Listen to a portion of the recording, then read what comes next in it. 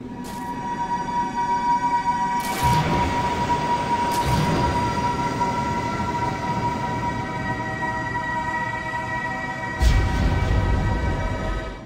evening, YouTube. You guys are now watching another segment of the Cali Effect. Today we're going to be talking about the top 5 events that completely changed how we play Yu-Gi-Oh! Now, I cannot take credit myself for this miraculous idea. It was actually a really good friend of mine, Nando Venezuela, that actually hit me up and gave me the idea that allowed me to do so much research into this topic. So thank you, Nando. I really appreciate you for giving me that idea, and it is an amazing subject that we're going to talk about. But before I actually go into it, I wanted to say that there's more than just 5 events that completely changed how we play Yu-Gi-Oh! There was KDE suing UDE for control. That had a huge impact on how reprints and everything else was formatted. There was metagame. There was just so many things, like the new erratas that Konami is actually doing to Yu-Gi-Oh! Cards that completely changed how we play Yu-Gi-Oh! Let's get into my personal top 5 though.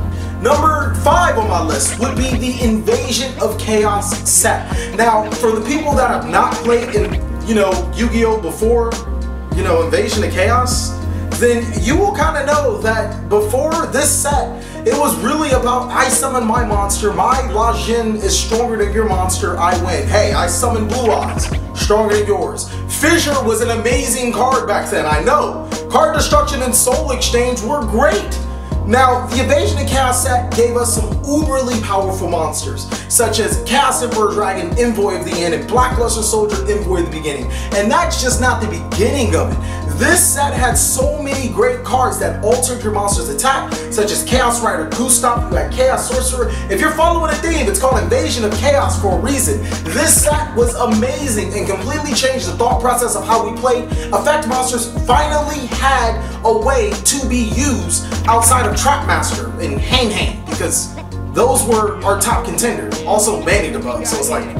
Next on our list is actually a reaction to the Invasion of Chaos set. The August 2004 Forbidden List. Now I know you guys are like, wait, Cali Effect, there was an August one? Yes, there was an August one. Yes, there was a September one. Actually, there were 13 Forbidden Lists before the August 2004 Forbidden List. So for the players that were in 2002 that fucked me over by playing 3 Check Your Heart, hey, it was limited for quite some time. Anyways, this list was so pivotal because it actually introduced forbidden cards to the list. Popular cards like Mirror Force, Chaos Emperor Dragon were both forbidden. That's right.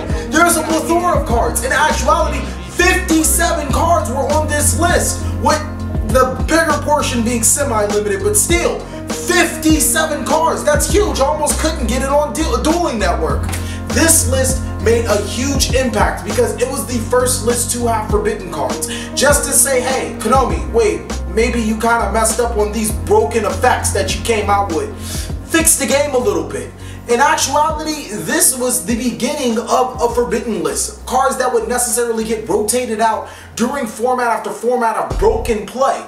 Konami would eventually fix this with errata cards and then being able to later take them off the list, but this was just the start of something tremendous. This 2004 Forbidden List definitely shaped the way that we played the game because it restricted us from playing cards completely for the first time ever. Next on the list of ever so exciting events is that the extra deck finally becomes important. After years and years and years of just throwing a whole bunch of fusion monsters in your extra deck just to make a kind of crazy name when you spell it out on your deck list, the extra deck finally becomes important with the release of the Duelist Genesis set. That's right, the Duelist Genesis set is the first set to have something called Synchro Monsters. The little white monsters that most of the original players hate to see being played. This made a huge impact on how we play Yu-Gi-Oh! Because before, decks were all about advantage and disadvantage. If a card gained you advantage, it was generally a good card, while as if it lost you advantage, it was horrible. Well, using that same advantage aspect, cards like Stardust Dragon, something that completely changed how we play Yu-Gi-Oh!, was horrible. It required us to give up 2 monsters just to summon this monster with 2500 attack. But no, it's the effect that made itself so good and made us completely change how we thought advantage really was. Because of these changes, Konami had to limit the size of the extra deck, which was called the Fusion deck before, and from unlimited to 15 cards. And then just another plethora of cards came out called X-Seeds with the debut of Generation Force.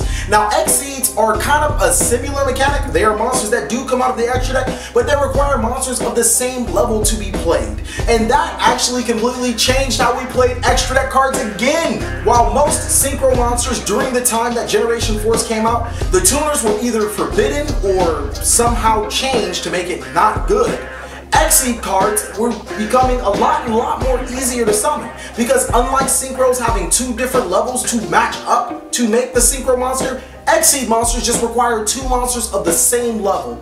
Decks that genuinely focus on this strategy were decks like Windups, Insectors, and so on and so forth, that can summon a whole bunch of monsters and then match those levels and summon additional stronger monsters. This was actually a change of plans, for is the opponent would summon a plethora of huge monsters. The little monsters, such as all of the Windups and Insectors, would be getting you a lot of damage and a lot of summons. Later on, X-Seeds kind of fell back to pendulum monsters, which don't necessarily relate to the extra deck, but are cards that can be sent to the extra deck and special summoned from the extra deck. Furthermore, X-Seed summons, pendulum summons, and synchro summons have changed the way we play because it has made the game a lot faster. It has also put a lot of strategy into decks because it requires more thought than the 40 cards that we could play inside of our deck. Number 2 on this list was huge! The removal of priority. Like, oh my god. I actually quit Yu-Gi-Oh! When I found out that priority was leaving. Priority is the ability to gain your ignition monster's effect before it leaves the field. For example, I would summon Master Hyperion and my opponent would activate Bottomless Trap Hole.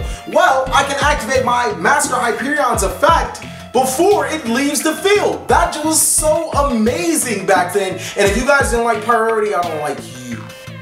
Priority was so good back then because trap cards were so abundant. There were 3 copies of Bottomless Trap Hole, 3 copies of Compulse, Torrential, Mirror Force, cards like that which would just ruin all the ignition monsters' days. But with the removal of priority, traps immediately got 50 times better. Being able to bottomless a Dark Arm Dragon without the opponent at least being able to destroy a card, priority completely shifted how we play Yu-Gi-Oh! Where decks that could use more traps were very valuable as opposed to decks that couldn't use more traps, i.e. agents. This really changed how we thought when we played Yu-Gi-Oh! Because the purple cards definitely became very good, and a lot of them actually shot up in price significantly with priority being removed on April 25th, 2012. The number 1 thing that has completely changed Yu-Gi-Oh! On this list, drum roll? No drum roll? Okay. The Cali Effect!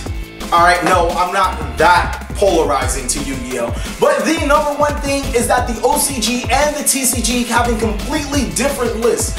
I can't even imagine how if we would have had this a lot sooner, it would have just been a completely different ball game. But now that we have it, it is Konami definitely recognizing that we definitely played 2 completely different card games. Before, us TCG players would be able to look at our crystal ball of the future called the OCG, and they would be able to tell us exactly what cards were going to be good, what cards are going to be bad, what cards are going to be very playable. We would almost mimic what they would do because, well, they're 3 months in the future. We have the exact same list. With our list now being separate and on top of that, the OCG receiving completely different releases, i.e. they don't have Burning Abyss, we do have Burning Abyss. They have Fire King, that new Fire King card, and a plethora of other OCG exclusives. We have our TCG exclusives. This is 2 completely different ball games, 2 completely different Yu-Gi-Oh! Stories, and it's very exciting to see as we can't actually predict what happens in the next format. So us TCG players will have to use our minds to thrive and be competitive in all formats. Granted, the OCG is still a nice thing to look at when we want to take hints on cards that are good, but more or less we either get it when it's too late, get it while it's nerfed, or Konami has already addressed the problem. I think it is an amazing strategy by Konami because they almost use the OCG as guinea pigs and then take it to the TCG and decide to make a balanced format, quote unquote, while still making bundles and bundles of profit. Well, that is my top 5 events that have changed Yu-Gi-Oh! I'm pretty sure you guys have 5 other events that have changed Yu-Gi-Oh! So definitely post them down below. But thank you guys for watching another segment of The Cali Effect. Please like, comment, subscribe, but most of all, enjoy.